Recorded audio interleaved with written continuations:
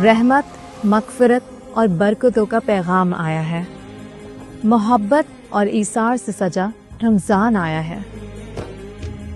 खुल रहा दुआओं का आसमान, सहर व अफ्तार का दस्तरख्वान।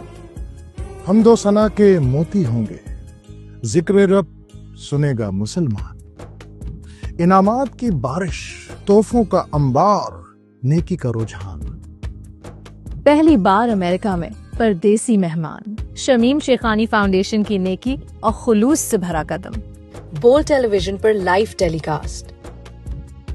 पहली रमजान से चांद रात तक रोजाना शाम 4:30 बजे पहली बार अपनों के साथ मिलकर कहेंगे हमारा रमजान। इस रमजान के पाक महीने को मिलकर बहुत ज्यादा यादगार बनाते हैं। आप सबको मेरी तरफ से रमजान का महीना मुबारक।